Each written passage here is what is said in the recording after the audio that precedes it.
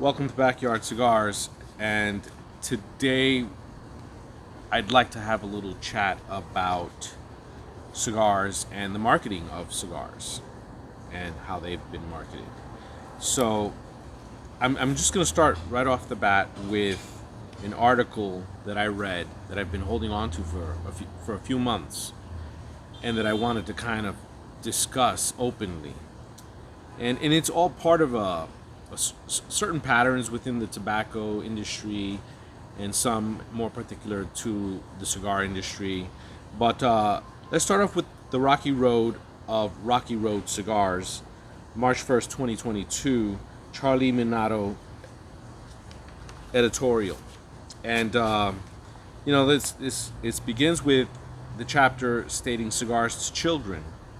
And it starts with, over the weekend, Jasam Kral sent out a press release announcing a new line of flavored cigars sold under the Munchies name, with the first flavor being Rocky Road and images of chocolate ice cream with marshmallows on the packaging. It takes a lot for me to have a visceral reaction to a press release announcing a cigar, but this was one of the few moments that over the last decade where that happened. It upset me that we at Half Wheel were being asked to participate in promoting a product that is almost certainly going to be destructive towards the industry as a whole. Quite frankly, a product that will probably cause my business some pain at some point in the future. And here, Charlie's taking a stand here, and he in many ways is right. He does not have to tolerate this. It is his business. So rather than writing a news story about it, here at Half Wheel, it is getting covered in the form of an editorial. And the full press release is at the bottom of this post. Internally, we debated whether or not this editorial was fair to Jasam Kral. Admittedly, we don't write regular editorials bashing the decisions of companies, but I don't hate Jasam Kral or its founder, Ristevsky. I don't think Riste is dumb. In fact, I think Riste is not only quite knowledgeable about the FDA, but also very cunning in general. What makes it more frustrating in the case of Jasam Kral is that I think Riste knows exactly what he's doing. But this isn't really about Jasam Kral. It isn't really about one cigar or even one company. It's about a handful of companies that need to change the branding of certain cigars they sell before the consequences to some of their actions get real. So he goes on, given recent events, I'm quite fearful that discourse like this will only encourage more of these problematic cigars because people might find it cool to do the opposite of everyone else. Some might frame continuing to sell cigars like this as some sort of last stand against government tyranny. Worse, there's an increased desire to place everything in the framework of us versus them and people's desire to choose trolling over working. I'm here to tell you that cigars packaged with images of ice cream on them are not punk. Releasing them is not some sort of countercultural movement. It's not even standing up against the man. It's not about freedom of speech. Quite frankly, at this point, any company announcing a cigar with an image of Rocky Road ice cream on it is doing it in part because they know it will cause a shitstorm. And the controversy that ensues can be addicting. For a company like Jasam Kral, you get an editorial about it. You're probably going to get statements by the cigar industry establishments to call you out. You can market this as JSK versus the world type of social media war where you rally your customers to buy your products while talking shit about other companies. You can play the victim card and claim that the little guy is being crushed. Or you can resist the urge not to introduce products like this and get back to selling the cigars that actually pay your bills. Earlier this month, the Premium Cigar Association put out a statement clarifying that it would like cigar companies to not sell products that could be construed as marketing to children. Okay, the PCA put this out, right? The statement was pretty useless and challenging to read. It was confusing enough that we didn't really know what to do with it at half wheel, but somehow less than a month later, the issue is relevant again. Here's what the PCA should have said, and not just on February 1st, 2022. Here's what the PCA, IPCPR, before it, the CRA, and quite frankly, people like me should have been telling you all along. Though this is 3,000 words of stuff that seems so obvious. So, if you spend any amount of time reading literature from FDA about what it is trying to do with tobacco regulation and product approval, two themes become very clear. One, FDA will not approve a product it believes raises new concerns for public health, i.e. is more dangerous. Two, FDA will not approve products it believes are attractive to children. So number two, it's not about actually trying to sell a cigar to a kid, right? If your argument is adults like chocolate ice cream or adults like Sesame Street 2, combined with I've never tried to sell a cigar to a 12-year-old, this is going to be a tough article to comprehend. The threshold isn't whether or not someone under the age of 21 years old buys a Josham Crawl Munchies Rocky Road. The problems will start before an illegal sale takes place. The issue is about some products using imagery or descriptions that are uniquely more attractive to children than others. It doesn't matter what any cigar company's intent is. It matters how the intent is perceived. More specifically, how it's perceived by people whose paychecks come from the FDA Center for Tobacco Products. People whose job it is to regulate tobacco. Why give FDA any chance to misinterpret whether or not this is supposed to be Cookie Monster? In the case of Rocky Road cigar packaging, it definitely seems like Josham Crawl is suggesting that these cigars have flavors of chocolate and marshmallows. That's a problem, whether you like it to be one or not. Charlie points out point number 3. Not marketing to children is a cornerstone of the premium cigar industry's defense against FDA.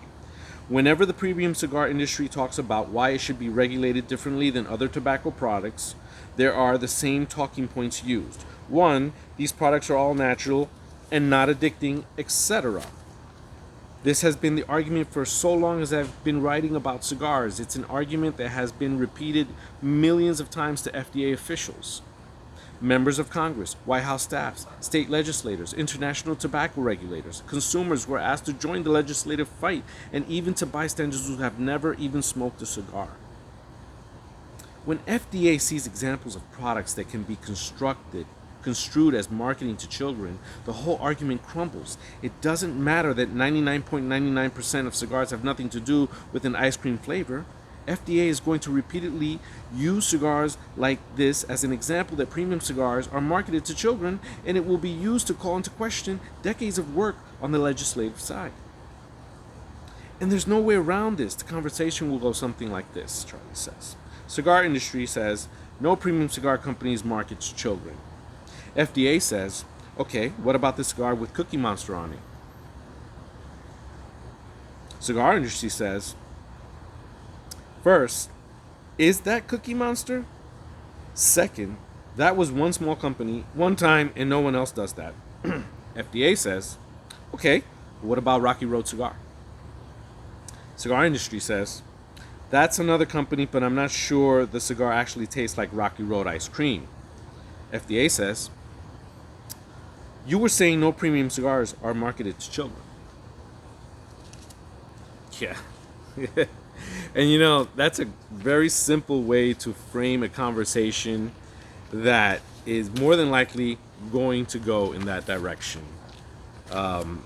So finally, the FDA closes with saying, so there are these Aladino cigars that look like they are wrapped in a candy bar.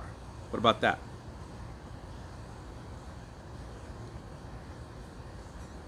Let's see where it goes. So Charlie goes on to write, you can understand how the FDA, already predisposed to not being friendly towards tobacco products, might not be willing to buy what the cigar industry is selling.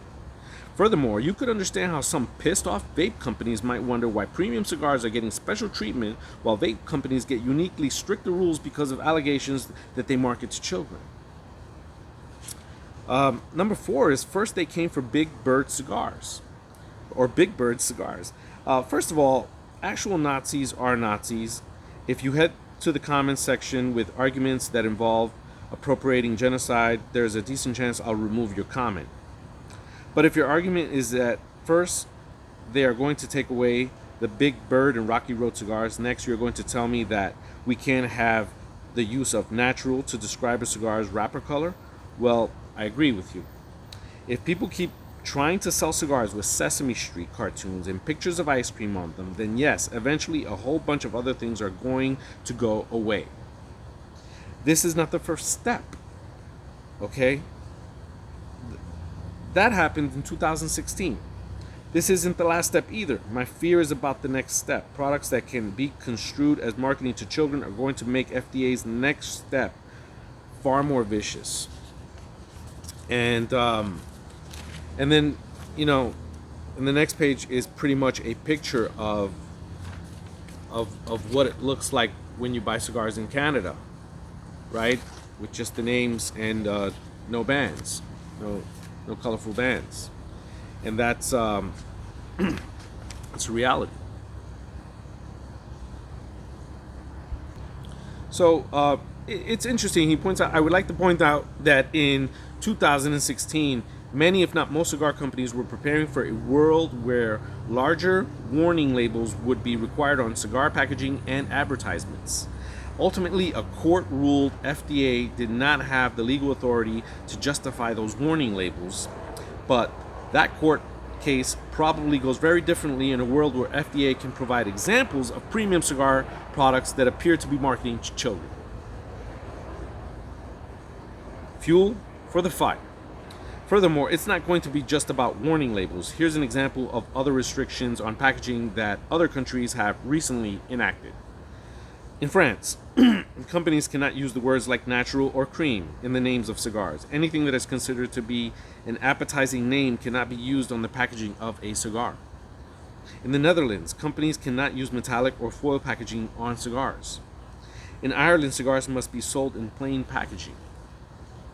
Finally, I am of the belief that if the FDA began to strictly regulate advertising, the cigar industry would suffer nine-figure losses, hundreds of millions of dollars. Sure, Half Wheel probably dies. The larger issue would be if the FDA seriously tries to enact warning label restrictions on online sales, something that could decimate all retailers' ability to sell products over the internet due to logistical issues.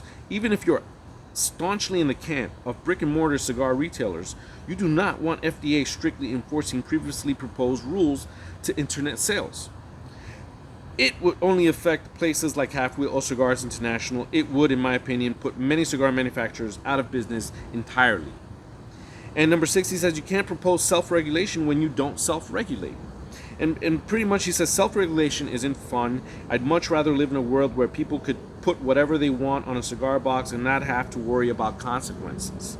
But that world is not and has not existed for hundreds of years. So, this article really touches base on an issue that I think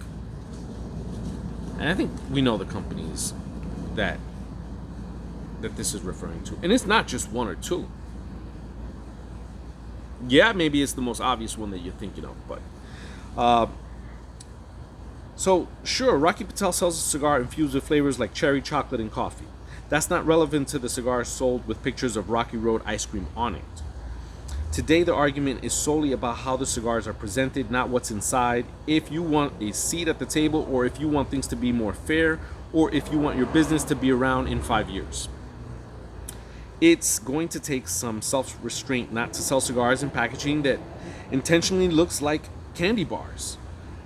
If you think that this world sucks, you can pick up your things and go in a time machine, because it's not going to get any better. Especially not when Monday in the cigar world gets to include a discussion about whether or not it looks like Cookie Monster. And number 7, retailers should just stop buying products from these companies.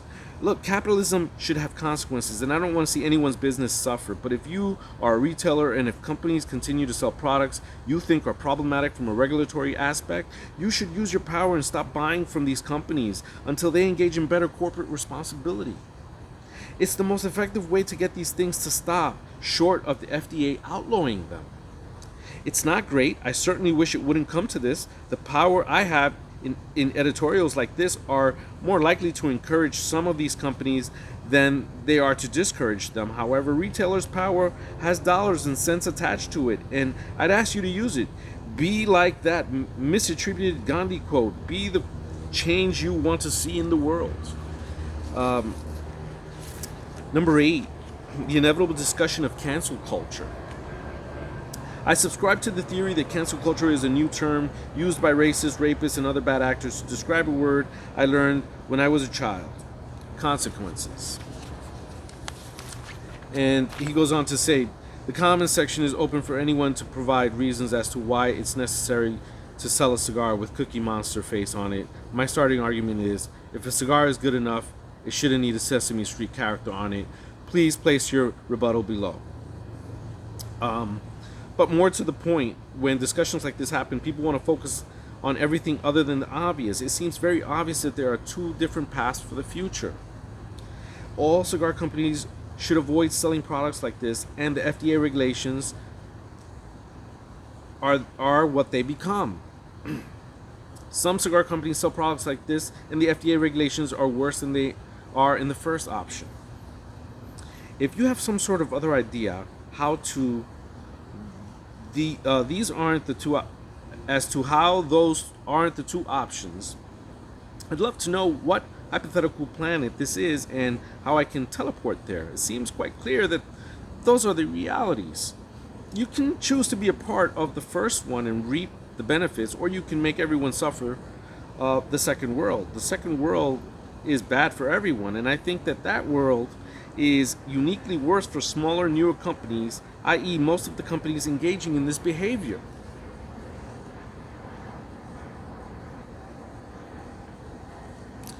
Number 9, trolling has consequences. The Premium Cigar Association struggles with a lot of things, and there are many parts of its job that I think it does not do well.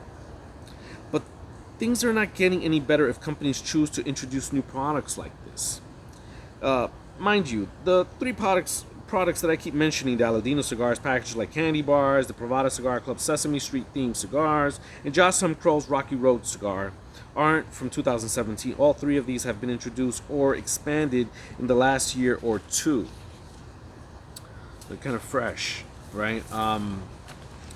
Being controversial to be better, to put in the work and get known for the fruits of months of labor, not having the hottest take on at Tuesday. For the record, PCA should not only prohibit companies from exhibiting products that could market to children, I don't think it should have those companies at the trade show at all.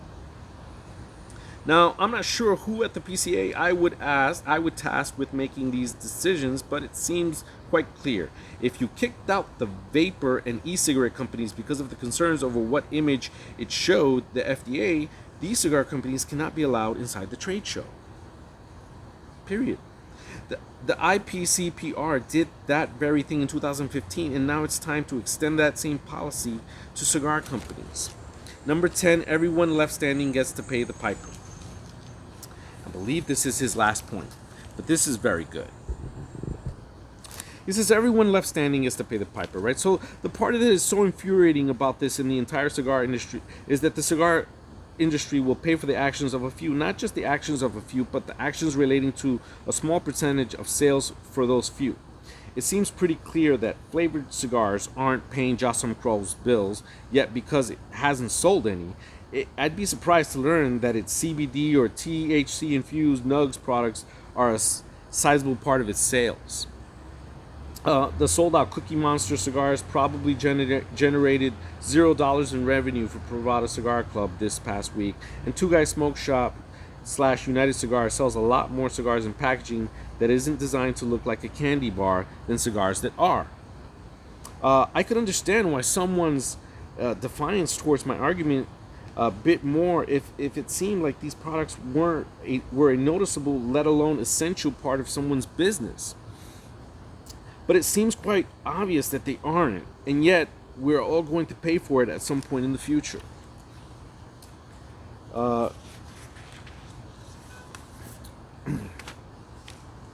There's no way FDA can isolate what it considers bad actors, and shield the consequences of their behavior from the industry at large.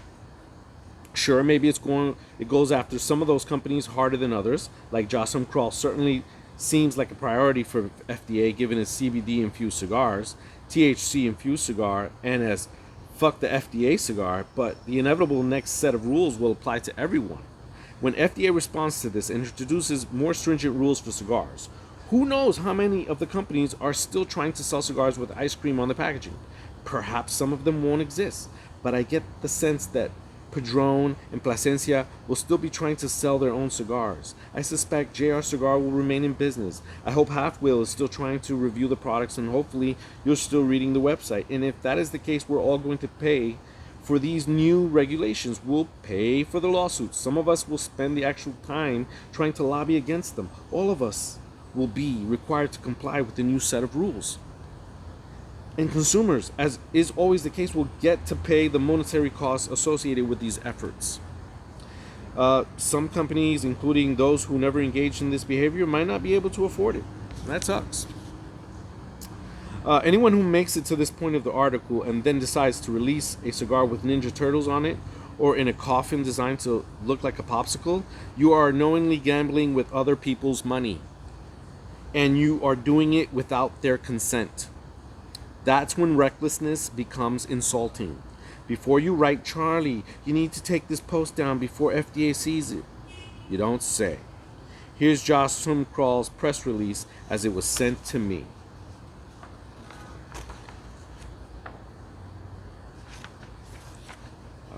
So,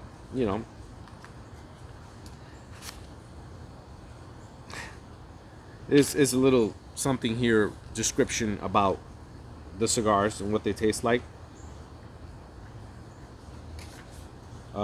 Yeah, pretty descriptive. Everything tastes like you're having some kind of smoothie dessert.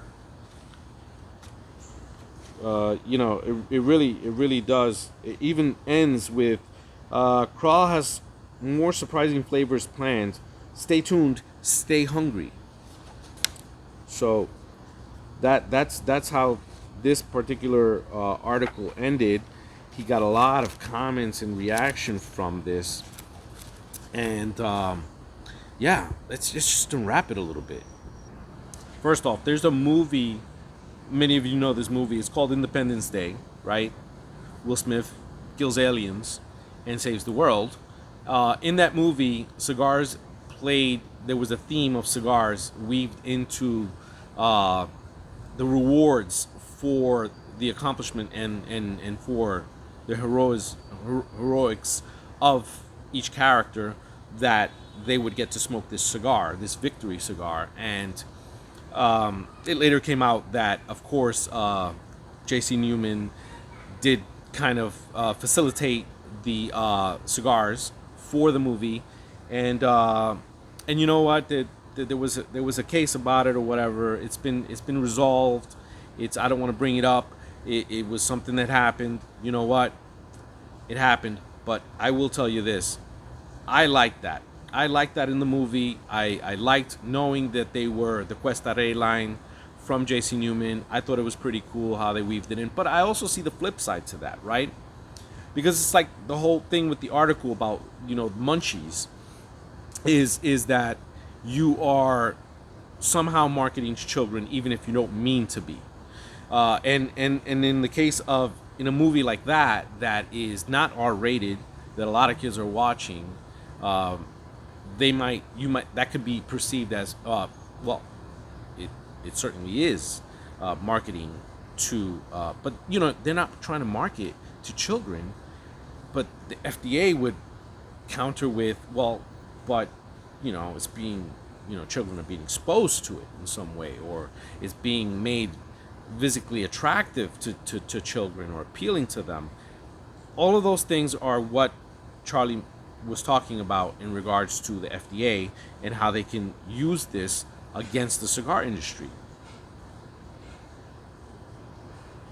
I think that's a lot different than from what happened with the Cuesta Rey line that ended up in Independence Day, where it kind of became a nifty part of the movie, and maybe they went a little bit too far, towards the end. It was like everything was fine, and then there was that last comment by Jeff Goldblum, and the little exchange between him and his dad. I won't repeat it right now, but if you watch the movie and you remember, you know what I'm talking about. If not, check it out. It's the exchange they have about cigars towards the end of the movie, and look, that is what it is. But this cigar is the Cuesta Rey Centro Fino number 60 Toro, and it is an Ecuadorian sun-grown wrapper with a Dominican binder and Dominican filler. And I believe it's supposed to be an Ecuadorian Centrofino sun-grown wrapper. This was obviously introduced in a line to celebrate the 100th anniversary of Cuesta Rey, which was an original legacy brand back in Cuba, back in the 1800s. And J.C. Newman has done a really good job of, these are made by Fuente at the Tabacalera Fuente, and they're well made, and they're very good cigars. I enjoy them very much. This particular Vitola is a 6x50, so it's got a nice Vitola size that I enjoy experiencing the tobacco. A little bit of, most of this tobacco here is about 5 years old. You will get some barnyard notes. You'll get some light spices, and maybe a small amount of sweetness. It's a very mild to medium cigar. It's on the true medium, almost slightly below a medium, but quite enjoyable, quite flavorful.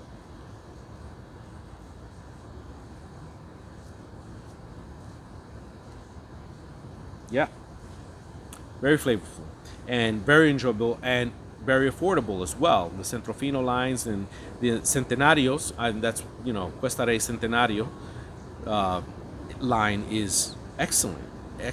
So that's what I got to say about that. But going back to the more serious note about the whole editorial,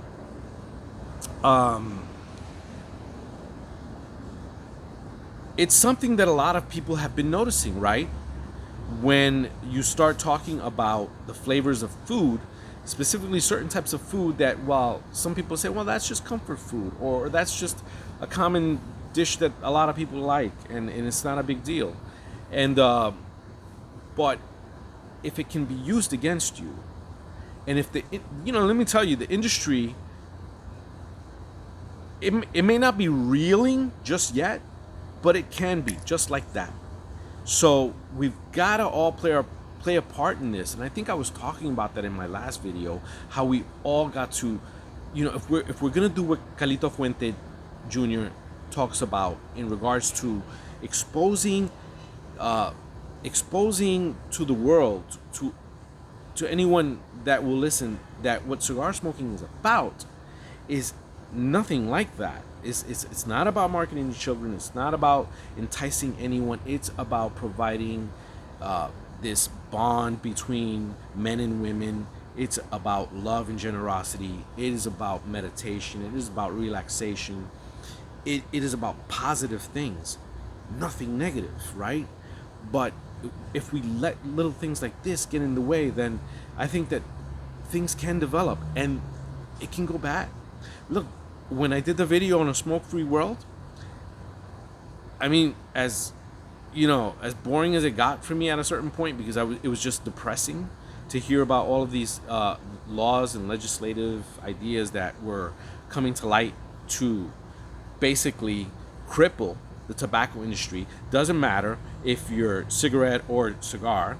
And while cigars had for a long time been given some kind of leeway, if we expend all our capital, there it goes. I mean, I think you just gotta play it safe sometimes. You really do. Again, this isn't about the cigar industry having to go up against the world, or all of that nonsense. This is just about doing the right thing, right? Look, YouTube wants me to put a restrictive setting on my videos, and that's what I do, because that's their platform rule. So that's what I've got to do. Look, it's as easy as 1, 2, 3, right? It doesn't cost me anything. It does limit me in some ways. It limits the channel, in many ways, actually. But at the same time, it's what they want, right? That's the rule. So I do it. And that's it. That's all there can be said about it. Whether I like it or not, that's what I've got to do. To continue and to be able to have these chats with you and to make these videos where you just talk honestly here. You know, it's not stepping on eggshells or anything like that. It's just talking honestly here. Yes, it can be, it is what it is, but it can also be, it is what you make it. Because I feel that, okay, those limitations might be straight, but I'm still feel privileged to have the ability to communicate with the cigar community in the way that I do, and how I do it with the videos that I put out. If that makes a difference at all, then great. And I can only do my part, and I would ask everyone to do their part as well. You know, just don't support types of behavior, or don't get behind certain types of behavior that, you know, are just not worth it. Overall, in the bigger scheme of things, when the FDA comes, they come at you. So look, that's, again, look, side note, I got nothing against those companies personally. I don't think that they're doing the right thing in what they're doing, in my opinion. But I you know, Brian from the Pravada Club, my dealings with him, he's a nice guy, good guy. You know, you can't please everybody, and maybe, you know, he might rub some people the wrong way. I might rub some people the wrong way. But look, I wouldn't wish anybody any harm. You know, these are smart, intelligent people, smart business people. They do know the right thing to do, and I do believe that they will do the right thing ultimately, because it's in the best interest of the whole cigar industry. So that's really all there is to it. Look, ladies and gentlemen, thank you for listening to another talk on In My Backyard, where we just, you know, talk about different things. And I appreciate your time. Until next time, Backyard Cigars.